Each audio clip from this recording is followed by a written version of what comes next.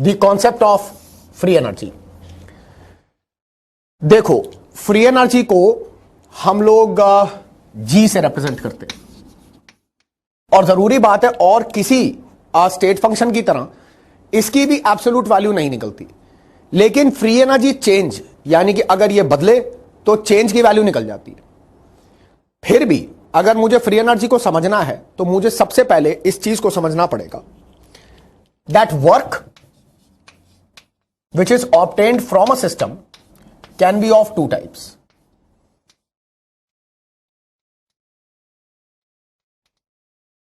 Expansive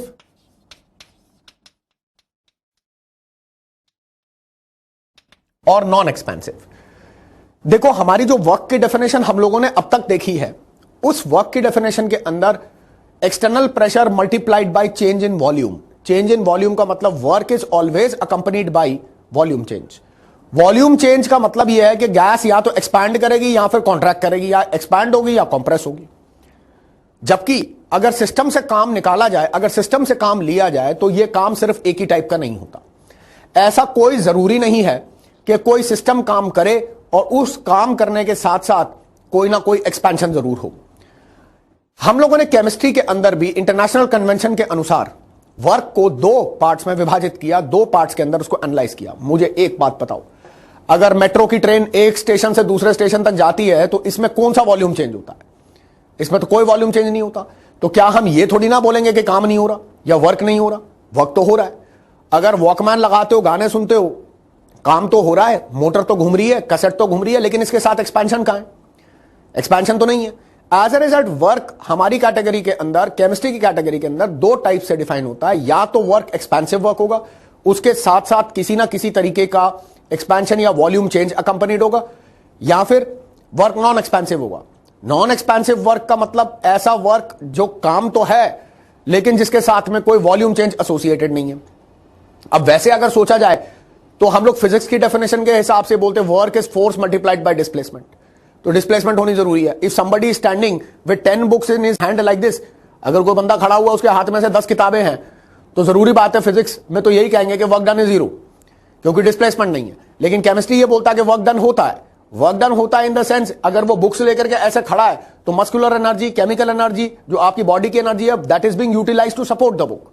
तो as a result काम तो है, लेकिन वो काम किसी प्रकार का एक्सपेंसिव वर्क नहीं है, वो काम नॉन एक्सपेंसिव वर्क है। अब non expensive work done universe के अंदर हर इवेंट के अंदर होता रहता है। अगर आप खाना खाते हो, जरूरी बात है आपकी बॉडी में एनर्जी आती है जिसकी वजह से आप लोकोमोशन शो करते हो, आप आई साइट से देख पाते हो, कानों से सुन पाते हो, मुंह से बोल पाते हो। अब खाना खाया तो एनर्जी जनरेट हुई और एनर्जी से आप वर्क कर रहे हो। अगर आप बैठे बैठे किसी चीज को देख भी रहे हो तो ये भी हमारे हिसाब से वर्क डन है। अब ये जो वर्क डन है, इस वर्क डन को हम लोग एक्सपेंसिव वर्क में नहीं डालते, हम इसे नॉन एक्सपेंसिव वर्क में डालते हैं। एज ए रिजल्ट हमें इन दो चीजों को तो डिफाइन करना ही पड़ेगा अगर हमें फ्री एनर्जी का कॉन्सेप्ट समझना है तो he says this is work done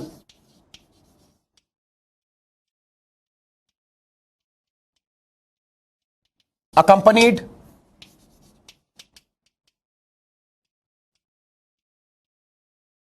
with change in volume, that is W is given as P external multiplied by V2 minus V1, जिसे आप PdV बोलते हो। PdV वर्क डन होता है, ठीक है, बिल्कुल होता है, लेकिन वो एक टाइप का वर्क है जिसे एक्सपेंसिव वर्क बोलते हैं। ऑन द कॉन्ट्ररी, जब हम लोग नॉन एक्सपेंसिव वर्क की बात करते हैं, this is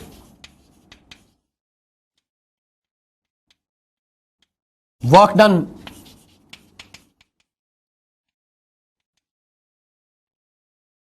without any accompanied expansion। है तो ये भी काम ही है, काम किया। अब जिस तरह का काम होता है, जैसे कि रेडियो चल रहा है, टीवी चल रहा है, तो साथ में एक्सपेंशन थोड़ी ना लिंक्ड है। लेकिन हां, अगर कोयले को जलाओगे, गैसेस रिलीज होंगी और वो गैसेस की वजह से कोई मोटर चलेगी, तो गैसेस रिलीज होने के साथ एक्सपेंशन होती है और एक्सपेंशन के साथ ही वर्क डन होता है। तो साइंटिस्ट कहते हैं कि यूनिवर्स के अंदर ऐसे दो टाइप के वर्क डन इन्वॉल्व हैं। Non expensive work is not accompanied with any kind of expansion. For example, running of a motor और ट्रेन नॉन एक्सपेंसिव वर्क है। लेकिन गैस की जो एक्सपेंशन है जिससे कि आप मोटर चला रहे हो, गैस की एक्सपेंशन जो है वो नॉर्मली एक्सपेंसिव वर्क के फॉर्म में रिगार्ड होती है। यह चीज हमें समझ में आ जाए तो उसके बाद हम लोग कॉन्सेप्ट ऑफ फ्री एनर्जी के ऊपर जा सकते हैं। Now free energy change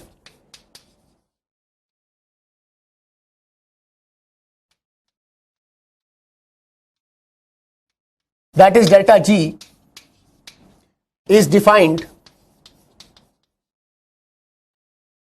as the useful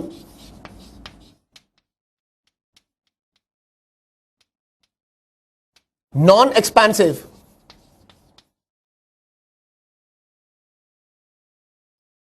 mechanical work obtained from a system. Absolute value of G is not noted but change delta G can be found. Absolute value of G तो फिर नहीं हमें मिलती, जो state function ही है, तो जरूरी बात है इसके लिए नॉट नोटेड है, हमें नहीं पता कि उसकी एब्सोल्यूट वैल्यू क्या होगी, G1 की क्या और G2 की क्या, लेकिन ये पता चल जाएगा कि G2 माइनस G1 क्या, क्योंकि वो जो चेंज होगा फ्री एनर्जी के अंदर वो हमारी किसी की हुई चीज की वजह से आएगा। तो फ्री एनर्जी चेंज निकाला जा सकता है, फ्री एनर्जी की एब्सोल्यूट वैल्यू डिटरमिन नहीं होती।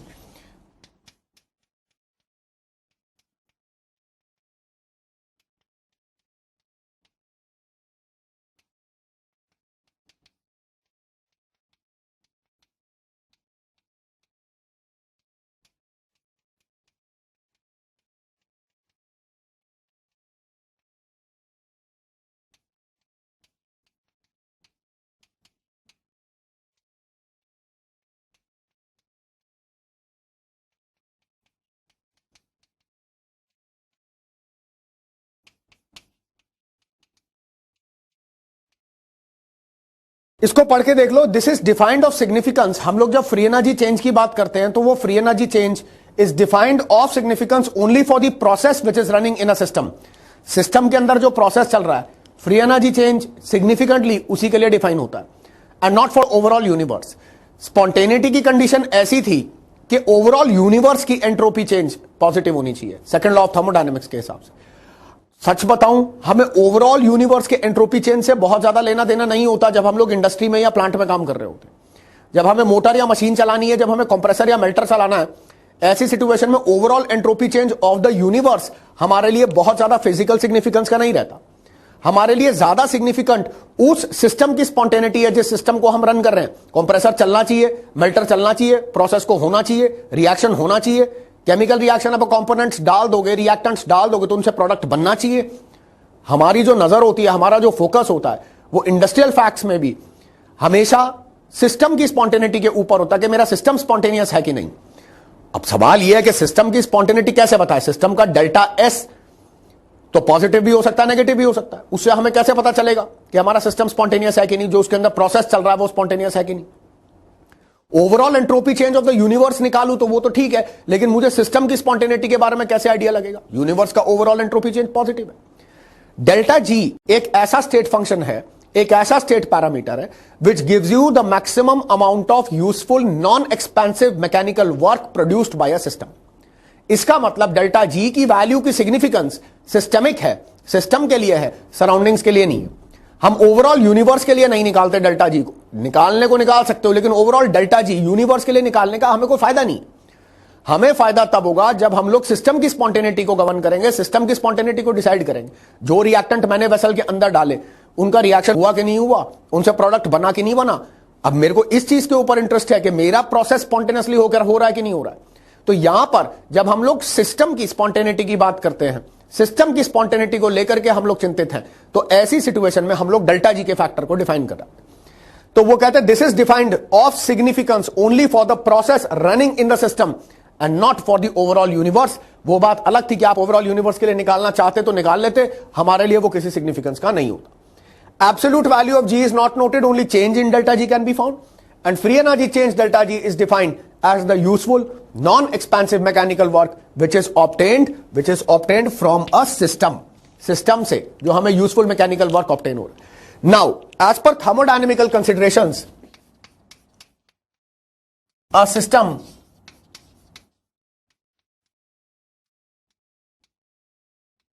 performs work and so its delta G is found to be negative. ये कॉमन ऑब्जर्वेशन है। एक सिस्टम के पास फ्री एनर्जी थी, जिस एनर्जी का इस्तेमाल वो मैकेनिकल वर्क करने के लिए कर सकता था। जब वो काम कर देगा तो जरूरी बात है कि ये जो फ्री एनर्जी का कंटेंट होगा, ये फ्री एनर्जी का कंटेंट उस सिस्टम में कम हो जाएगा। So final minus initial, finally तो मेरे पास कम एनर्जी है, इनिशियली मेरे पास ज्यादा एनर्जी थी, तो मेरे पास ज्यादा एनर्जी थी तो मैंने काम किया, लेकिन काम करने के बाद तो मेरे एनर्जी लेवल्स कम हो गए, तो final minus initial must give me a negative value. तो वो यही यहां पर इस स्टेटमेंट के अंदर रिफ्लेक्ट कर रहे हैं। स्टेटमेंट में बता रहे हैं अ सिस्टम परफॉर्म्स वर्क, एक सिस्टम काम करता है, and so its delta G is found to be negative. So इसके साथ ही में हम लोग ये मेंशन कर देंगे, so for spontaneity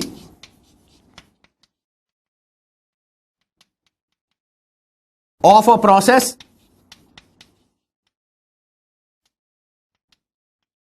in a system, delta G of system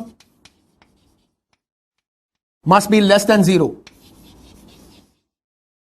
whereas delta S of system may either be negative और positive. System का जो एंट्रोपी चेंज है वो नेगेटिव भी हो सकता है, वो पॉजिटिव भी हो सकता है, लेकिन सिस्टम के लिए जो डेल्टा जी है वो डेल्टा जी हमेशा नेगेटिव होना चाहिए। Delta G useful mechanical work है, तो मेरे पास कुछ amount of free energy present है, मैं काम करूंगा तो मैं वर्क दूंगा, तो जरूरी बात है मेरे एनर्जी लेवल्स कम हो जाएंगे। तो मेरी जो final energy minus initial energy होगी वो तो नेगेटिव आएगी, क्योंकि मेरी फाइनल एनर्जी कम थी। तो साइंटिस्ट कहते हैं कोई सिस्टम स्पॉन्टेनियसली काम कर रहा है, कोई सिस्टम स्पॉन्टेनियसली काम कर रहा है, तुम्हें काम दे रहा है, मैकेनिकल वर्क दे रहा है, तो ऐसी सिचुएशन में डेल्टा जी की वैल्यू नेगेटिव आनी चाहिए। डेल्टा जी की वैल्यू नेगेटिव आनी चाहिए, भले ही उस सिस्टम के लिए डेल्टा एस नेगेटिव हो या पॉजिटिव हो। हम ये पहले से ही जानते हैं कि एंट्रोपी चेंज सिस्टम के लिए नेगेटिव भी हो सकता है, पॉजिटिव भी हो सकता है, दोनों में से कुछ भी हो सकता है। लेकिन हम लोग ये भी जानते हैं कि एक सिस्टम के अंदर कोई प्रोसेस स्पॉन्टेनियसली चले तो उस प्रोसेस के स्पॉन्टेनियसली चलने के पीछे डेल्टा जी नेगेटिव होना चाहिए, डेल्टा जी नेगेटिव होना चाहिए। हमेशा सिस्टम का डेल्टा जी निकालो, और सिस्टम का डेल्टा जी अगर नेगेटिव आता है, अंडरस्टैंड दिस फैक्ट, ये बात समझ जाओ कि वो प्रोसेस उस सिस्टम के अंदर स्पॉन्टेनियसली हो रहा है। So a system performs work and so its delta G is found to be negative. A system performs work and so its delta G is found to be negative. So for spontaneity of a process in a system, delta G of system must be less than 0. ये हमारी spontaneity की condition है। किसी process के spontaneous होने की condition यह है कि उसका डेल्टा जी नेगेटिव होना चाहिए। Whereas delta S of the system, entropy change of the system, may either be negative or be positive depending कि वो प्रोसेस क्या है। तो इस चीज को अपने दिमाग में हमने रख लिया। अब इसी के साथ ही हम लोग आगे चलते हैं। For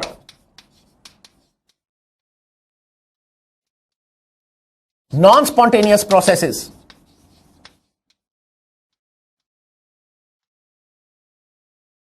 delta G must be greater than 0। In fact इसके साथ ही मैं लिख देना चाहिए delta G of system must be greater than 0। तो अगर किसी प्रोसेस के लिए, किसी सिस्टम के लिए उसका डेल्टा जी पॉजिटिव आ रहा है, तो इसका मतलब वो प्रोसेस, वो सिस्टम, वो प्रोसेस नॉन स्पॉन्टेनियस टाइप का। So for non spontaneous processes delta G of system must be greater than 0। If a system has delta G equal to 0, then the process is incapable of giving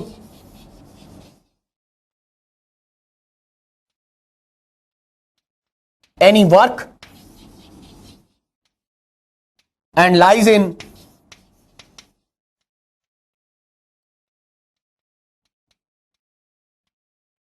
in equilibrium. एक बात बताओ, process अगर equilibrium में है काम नहीं हो सकता. प्रोसेस अगर इक्विलिब्रियम में है तो काम नहीं हो सकता. फॉर एग्जाम्पल, अगर मान लो 1 मिनट के लिए कि मैं ये डस्टर ले करके इसको टेबल के ऊपर रख दूं. Now the force exerted by the duster on the table is same as the force exerted by the table on the duster. Newton's third law के हिसाब से इसका जो फोर्स नीचे एक्सर्ट हो रही है वही फोर्स इसके ऊपर एक्सर्ट हो रही है. इसका मतलब जब दोनों फोर्सेस बराबर है तो ये डस्टर इक्विलिब्रियम में बैठा हुआ है इसके ऊपर, इसके लिए डेल्टा जी 0 होगा. अब जैसे ही 1 मिनट के लिए मैं इसका इक्विलिब्रियम डिस्टर्ब कर दूंगा और इस डस्टर को यहां से नीचे गिरा दूंगा, ये नीचे गिरने के टाइम पर वर्क कर सकता है. इक्विलिब्रियम डिस्टर्ब होगा तो ही सिस्टम काम देगा. अगर सिस्टम इक्विलिब्रियम में रहेगा तो काम नहीं हो सकता. इतना याद रखो, अगर मैं कुछ तारे टांग के उनके साथ में एक ब्लॉक टांग दूं तो जरूरी बात है जब तक ये ब्लॉक ऐसे टंगा रहेगा एक फोर्स इक्विलिब्रियम एस्टैब्लिश्ड है. फोर्स इक्विलिब्रियम एस्टैब्लिश्ड होगा तो काम नहीं हो सकता. जब तक ये ब्लॉक ऐसे टंगा हुआ है तार के साथ तब तक कोई काम नहीं हो सकता. हाँ, कैंची लेकर के इसकी ये तार काट दो, जरूरी बात है ब्लॉक नीचे गिरेगा और जरूरी बात है कि कोई ना कोई काम हो सकता है. एक बात याद रखना, सिस्टम इक्विलिब्रियम में होगा तो काम नहीं है.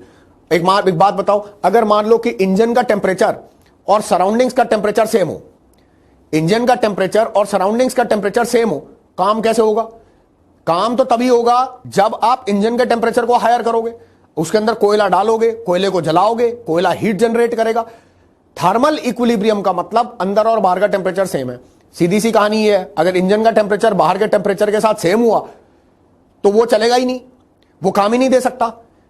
किसी भी कंडीशन के अंदर अगर कोई भी प्रोसेस इक्विलिब्रियम में आ जाएगा वो काम नहीं दे सकता. तो डेल्टा जी इक्वल टू 0, वो यहां पे यही तो उसको बार बार इसको डिक्टेट करते हैं. System has delta G equal to 0.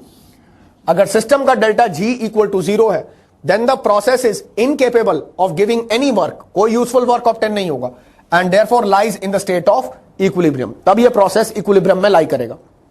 इसको बात को समझने की कोशिश करो. डेल्टा जी ग्रेटर देन 0 है तो भी वो काम नहीं दे सकता, लेकिन अगर आप उसको एक्सटर्नल एनर्जी सप्लाई दोगे तो वो काम करेगा. आप एक्सटर्नल एजेंसी लगाओगे, उसके ऊपर एक्सटर्नल एनर्जी सोर्स लगाते जाओगे तो वो काम करेगा. पंखा है, अपने आप तो नहीं चलता, लेकिन अगर बत्ती हो, पीछे इलेक्ट्रिसिटी हो, करंट हो तो पंखा चलेगा, एंडलेसली चलेगा. जब तक आप एक्सटर्नल एनर्जी सोर्स लगाए रखोगे तो वो चलता जाएगा. और तीसरा टाइप ऐसा जहां पे delta G system less than 0 हो, लेस देन 0 हो तो वो सिस्टम आपको अपने आप ही स्पॉन्टेनियसली काम देता रहेगा. तो अब हमारे दिमाग में 3 कंडीशंस बैठ गई. Sir, delta G less than 0 होगा, सिस्टम स्पॉन्टेनियस है, प्रोसेस स्पॉन्टेनियस है, अपने आप काम देगा, अपने आप होगा. डेल्टा जी ग्रेटर देन 0 है सर, सिस्टम नॉन स्पॉन्टेनियस है, अपने आप तो काम नहीं देगा, लेकिन जब आप एक्सटर्नल एनर्जी सप्लाई लगाओगे तो काम दे देगा. और डेल्टा जी इक्वल टू 0 होगा तो ऐसे में आपका सिस्टम कोई काम नहीं देगा सर, ऐसे में आपका सिस्टम इक्विलिब्रियम में लाई करेगा. तो ये जो 3 कंडीशंस हैं डेल्टा जी की, वो तीनों कंडीशंस आपको अच्छी तरीके से पता होनी चाहिए. Now free energy change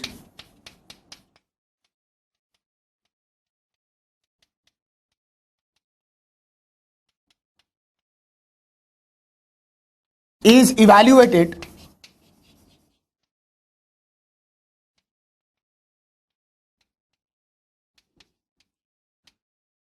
for a system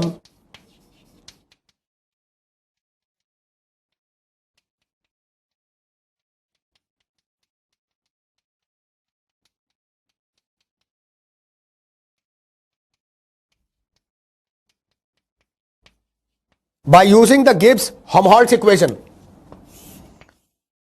अगर मुझे किसी सिस्टम के लिए फ्री एनर्जी चेंज कैलकुलेट करना है, वो यहां पे ही बोलते हैं free energy change is evaluated for a system.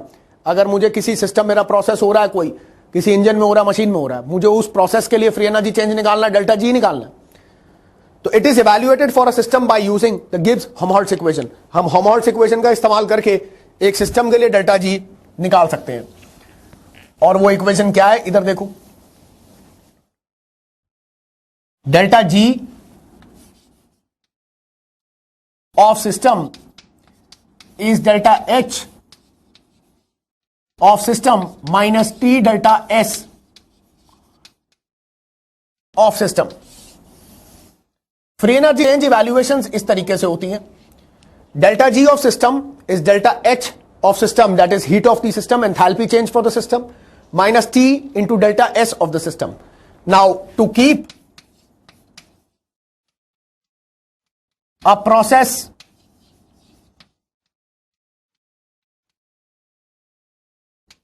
spontaneous, delta G of system must be less than 0. Delta G की वैल्यू लेस देन 0 होनी चाहिए. तो let us take case 1. If a reaction has delta H less than 0 and delta S greater than 0, कोई ऐसा reaction है जो exothermic है और एक्सोथर्मिक रिएक्शन के लिए डेल्टा H लेस देन 0 है और डेल्टा S ग्रेटर देन 0 है. फॉर एग्जाम्पल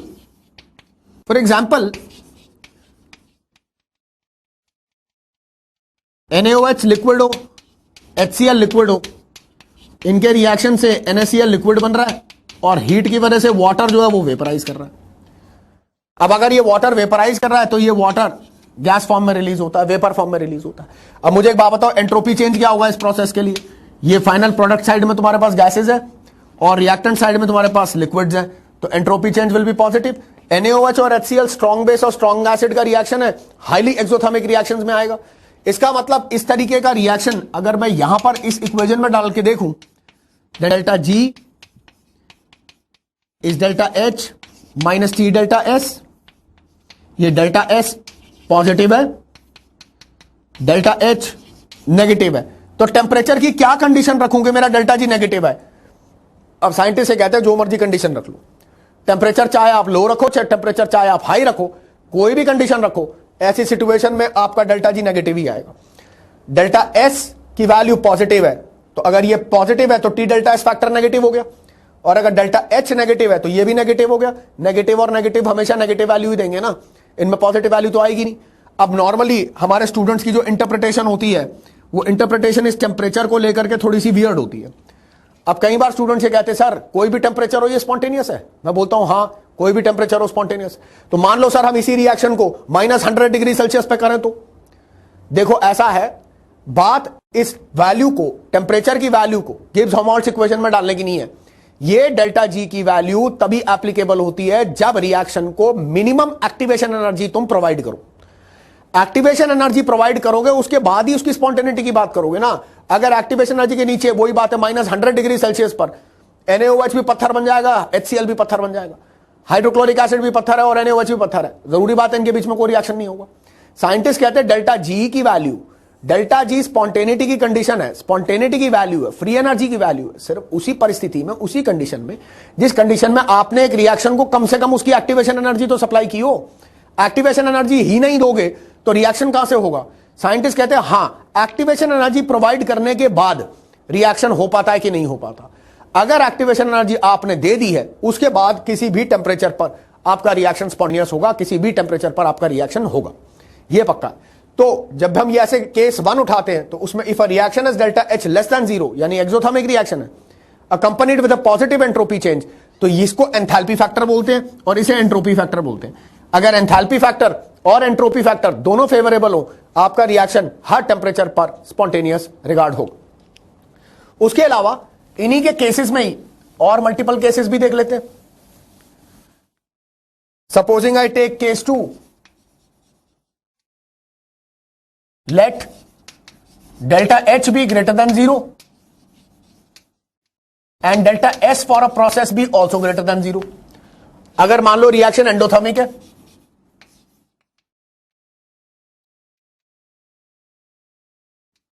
और उसमें पॉजिटिव एंट्रोपी चेंज भी अकंपनीड है. फॉर एग्जांपल, वाटर लिक्विड है, वेपराइज होकर के वाटर गैस में कन्वर्ट हो गया, नदी की सरफेस के ऊपर से पानी जो है वो इवेपोरेट हो गया. तो मुझे एक बात बताओ, एंट्रोपी चेंज क्या होगा इस प्रोसेस के लिए? ये लिक्विड है, ये गैस है, तो product minus reactant, entropy change will come out to be positive. तो डेल्टा S की value will be greater than 0. और वाटर अगर वेपराइज कर रहा है तो जरूरी बात है हीट अब्सॉर्ब करके ही वेपराइज कर रहा होगा. वाटर अगर एक फेज से दूसरी फेज में कन्वर्ट हो रहा है, लिक्विड से गैस फेज में कन्वर्ट हो रहा है, तो हीट अब्सॉर्ब करके ही हो रहा होगा ना. तो अगर हीट अब्सॉर्ब करके हो रहा है तो इसका मतलब डेल्टा H की वैल्यू पॉजिटिव है. अब delta G is equal to delta H minus T delta S. अब अगर मैं इसमें देखूं, मेरा डेल्टा एच की वैल्यू जो है वो पॉजिटिव है और डेल्टा एस की वैल्यू भी पॉजिटिव है।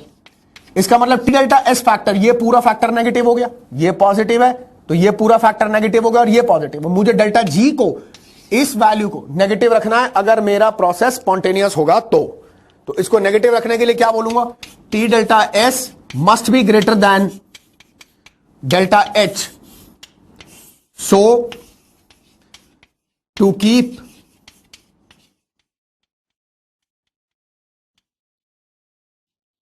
such process is spontaneous,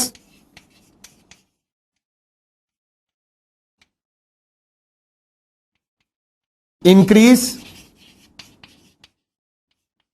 temperatures। Temperature बढ़ाओगे तो टी डेल्टा एस फैक्टर बढ़ा आएगा। डेल्टा एच की वैल्यू को अगर टी डेल्टा एस का फैक्टर बढ़ा हो तो ऐसी सिचुएशन में जो डिफरेंस आएगा वो नेगेटिव आएगा। तो इसका मतलब इस तरह के प्रोसेसेस जैसे water vaporising to form water vapour increasing temperature के साथ फेवरेबल होते हैं। मुझे लगता है कि काफी कॉमन सेंस से भी आता है। धूप कम होगी तो कम पानी वेपराइज करेगा, चमकती हुई धूप होगी तो जरूरी बात है ज्यादा पानी वेपराइज करेगा। उसके अलावा let us consider case 3, if delta H is less than 0 and delta S is less than 0 also. मान लो किसी कोई रिएक्शन एक्सोथर्मिक हो लेकिन उसके साथ साथ एंट्रोपी चेंज नेगेटिव हो। For example magnesium plus oxygen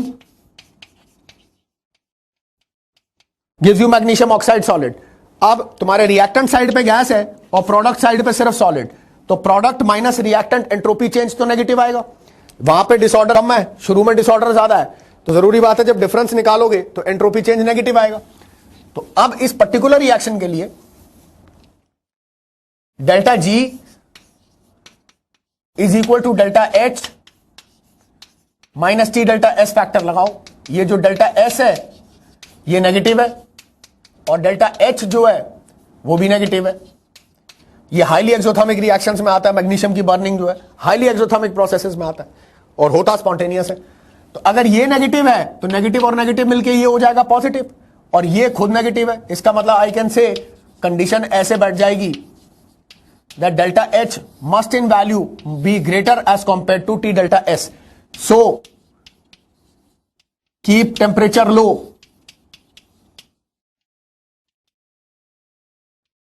to make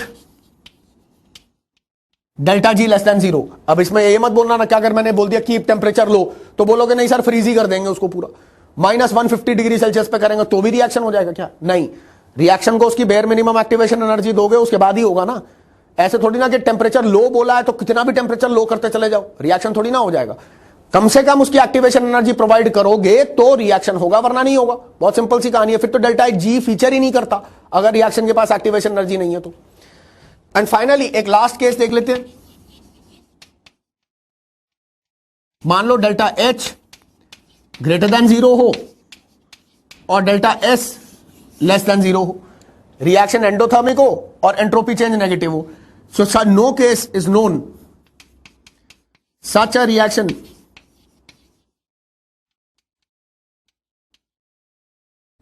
will be non-spontaneous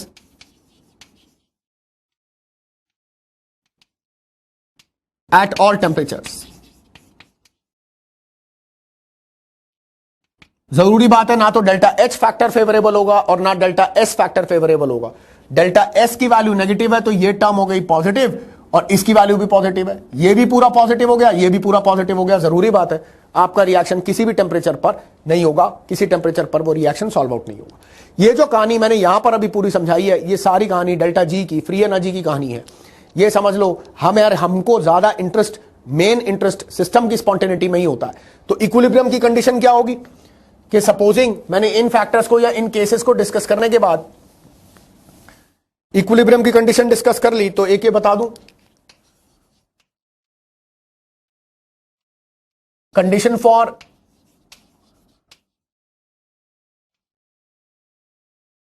equilibrium will be delta G is delta H minus T delta S, तो डेल्टा जी जीरो होगा इक्विलिब्रियम पे, और entropy change will be equal to delta H divided by T. तो अगर processes like boiling, freezing, condensation,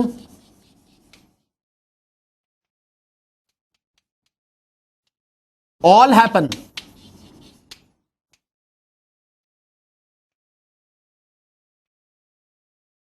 at equilibrium between phases.